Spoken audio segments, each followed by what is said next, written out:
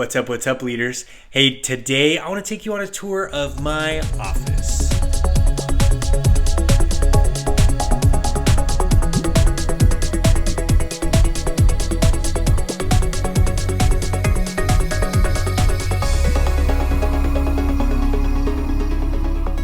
So, first up is my desk. Nice, basic desk from Target, I think. Had to tighten the screw so it wasn't wobbly. But what I did do to just like help with the feel and the look, I actually put some extra tile. Like this is literally like tile you put in your house on top of this desk. It helped give me a couple of extra inches, and it allowed me to hook my podcast mic on here because we're gonna be making some magic happen. So stay tuned for that. Good workspace. I like to have, I love the convenience of working on a laptop and like being able to be mobile and that kind of stuff. But at home, I need it to be up in front of me instead of down. I just like to look straight instead of down. And so I've got this, got the wireless, the Bluetooth keyboard, the trackpad, because the mouse is, I don't need the mouse anymore. It's all about the trackpad. So yeah, I've got a little wireless charger for my iPhone, cords, good room for the notebooks. This is where I spend most of my time. So now, this part of the room, behind my door, I've got a whiteboard here, a couple little signs, and then let me show you this part. This is like my own little wall of fame. I mean, of course, you got the Mountain Dew bottle cap because that's super cool, and I found it in, I think some college students left behind in like 2 jobs ago. So these are highlights of like the incredible events that I was able to be a part of at the university. Still got them up there. I'm still a little nostalgic about it. We had thousands of people come to these events. Like if you added them all up, like that's like tens of thousands. So I've got a little bit of this, they're all signed too by like the artists that came and performed. So I got Portugal the Man, this way. I got Portugal the Man if you're a fan of them. We've got Dea, Jesse LaBelle, a country singer, this up and coming group called Ex-Lovers, the Icarus Account, Jesse McCartney, if you remember who that is. We had him come. It was a super cool throwback concert. Echo Smith on there. She and her brothers, that's a family group. They did awesome. And then down here, my man, futuristic Zachary Lewis. Awesome event. That was crazy. This one, Tyler Rich. And then this one is just kind of funny. Yes, that is the Wienermobile. I got a voicemail in my office from a guy, Tony Baloney. That's what it was. His name was Tony Baloney and Hannah Habanero, and they wanted to come onto campus. And so I helped orchestrate so that the Wienermobile could come onto the campus, and we tried to set the world record for the most people that had blown a weenie whistle at the same time. It was crazy. We did hit the record. That was part of the tour that they were on, was setting the record and trying to beat it from place after place after place. I don't know the history of that, of like after they left our campus, if the next one they ever beat our record or whatever. But it was pretty fun. For a day, we were able to say we were world record holders. Here we have a little bit more of like decor and that kind of stuff. So we got our cork board up here. I like this. I got this for Father's Day. It was a little crooked. This is my icon for Nix Your Limits, like the arrow, the little chevron arrow. I made that at an event. That was super cool. These are awesome. They're from Disneyland. You can check it out in my vlog episode at Disneyland. I think it's like number 8 or something like that, when we had these made. They are so cool, little silhouettes of my kids. So cool. USC banner, of course, fight on. These are books that I'm currently like studying, reading from, learning from, pens and that kind of stuff. Just different little signage. Easy button. Easy. Heck yeah. After a hard day, you come in, get you a little motivation. I know it's silly, whatever. Just a couple little trinket things, a little Trailblazer Award kind of thing. We got a plant, because you gotta get some natural plants in there, you know. Oxygen, I guess. I don't know. It looks cool. A student gave it to me, actually. Shout out to Moira. We got cool stuff here, but then it's not my favorite part, but I loved it. All the way down here, I have all of my books. I should have counted these. I don't know how many there are. Somebody screenshot and count it for me. But these are all my books. Yes, they are color-coded, because that's how I roll. Okay? I color-code things. Anyway, All of these books, I've read about 98% of these. I keep getting new ones, and so I've always, I'm never at 100%, because I'm always trying to learn something. Always got to learn something. But anyway, I've got books all over the place about business, about entrepreneurship, about leadership, about performance, about mindset, about habits, and about action that incredible people take. There's some biographies in here, autobiographies. There's a lot of tactic books, but there's also just a lot of incredible leadership books that can help you achieve whatever it is that you're setting out to do.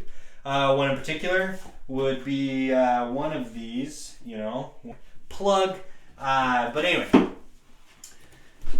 gotta get you some books. That might be audio version kind of stuff, but you gotta learn. All right, other parts of the wall, work hard and be nice. It's as simple as that. I have an amazing workshop on this. I love it because you can make it really complicated when it comes to personal development and leadership. That's all you need right there. NIXYOURLIMITS. We got the diplomas over here. Whoops. Because, you got to remember the journey and the amount that you've invested in yourself. That's how I look at my education. I know it's easy to feel frustrated of like, what are these classes for, blah, blah, blah. But just like to seek to learn and to be able to be confident, I can learn anything. Like I know those general ed classes of like, why do I have to take that? Why do I have to do it? I always looked at it as this is a challenge for me to learn something when I'm not inspired to. Can I figure out how to inspire myself? That's a huge skill. That's a valuable skill because there's times I feel like in my career over the last 7 years that I have done what I've wanted to do. I've always had jobs that have filled me up and fueled me, but there's always been frustrating times. There's always been hard times that it hasn't been very naturally inspiring to go out and work, to go out and do.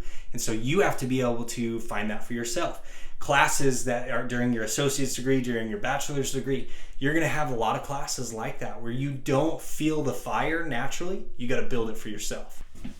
Behind the door is probably one of my favorite parts. I mean, like I try to make it all look cool, but this is like one of my favorites.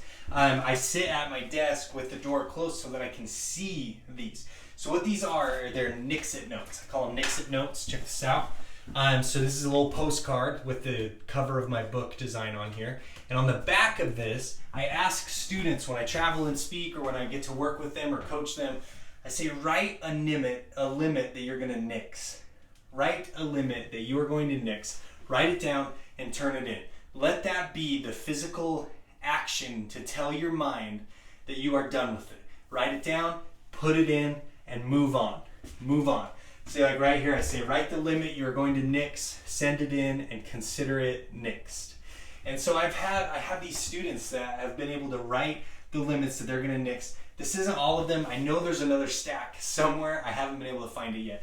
But I want to fill this door with limits that students have nixed. I'm going to start sharing them more and more on social media. I've done this a little bit on Instagram, but I want to do it in a bigger way to show like, hey, this student just said like chronic autoimmune disease.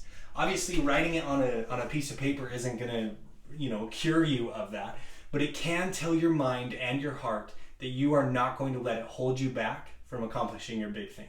Like that's real. That is so incredible and it's so motivating. So if a student like this can nix a limit like that, imagine what you can do, right? Other piece that I want to show you are these. All of these are notebooks, journals of like, so I can't just like sit down and like read a leadership book without like digesting it, taking notes and that kind of stuff. So I've got notebooks for that. I've got a lot of blank ones that my wife is probably mad at because I love buying cool notebooks.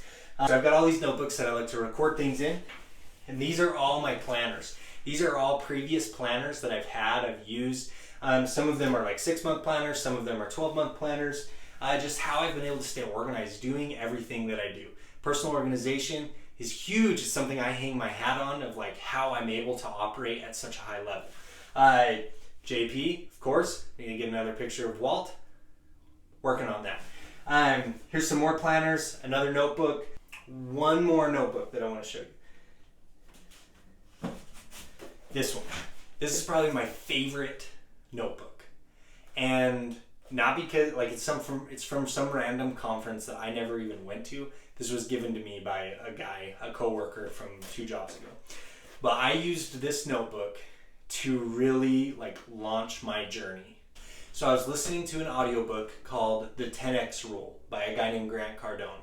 He is a guy that operates at a very high level, very successful, and so I pay attention to that kind of stuff. Like, I love studying performance. He's a guy that operates at a crazy high level, so I want to find out how he does it. So he wrote this book called The 10X Rule, where he talks about how every morning and every night he wrote down his goals. He called them the 10X goals. Not just a goal that you have like, oh yeah, think of that big goal. So then take that goal, that big goal, that first thing that comes to mind, and times it by 10. Literally multiply it by 10 and then write that goal down. Because why not? Why not, right? And so I was really inspired by that book. I loved that process. I loved that habit. And so I started doing it. So I took this notebook that some guy gave, his name was Micah. Shout out to Micah. And I started writing down my goals every single day in this notebook. I wrote the date and then I wrote the goals. And it was the same list, pretty much the same list every day. I wrote it in the same order, and every single day, look at this, like August 15th, 16th, August, keep going, August 27th, 28th, September, getting into September. I did this for about 8 months, I think, every single day, every day. And that was a huge game changer for me. It was a game changer for my mindset, because as I wrote them, I started just picturing like what life would be like if I did that. If I really did earn that much money, if I really did get that type of reach on social media or through my speaking engagements, like if I was really able to contact that many students and have an impact on them, if I was able to publish that many books to provide training in that way, if I was able to post that many videos or have that many views and create that type of impact with the leadership training that I feel like students would want. And then that would impact my lifestyle. I would be able to live with my family and this many kids in this type of a place with this type of lifestyle and all of that kind of stuff. And it became so real, and now that easily is what motivates me the most out of anything. And so I can go more into that later, of just like the impact that visualizing your goals and consistently reminding yourself of your goals can have. But that'll be for another time. And so I encourage you to try. I encourage you to start, and it'll be amazing what you can see, what can happen if you do that. All right, that is the tour. So I told you it's really not that big of a space, but I've packed a lot in here. Too much? I don't think so. My wife does, but it's my office. The point is, you've got to give yourself a space to operate in. And I understand that you might not have an extra room in your apartment, at your house, and that kind of thing to create an office. But your environment is important. Your environment can help influence your mindset, which influence your habits and your action. And so set yourself up for success. Find that spot on campus or in your house, in your room. Give yourself a good spot to work, to operate, because otherwise you're just limiting yourself. So this is the limit that it's time for you to nix. So go put yourself in a good environment so you can succeed and get out there and nix your limits.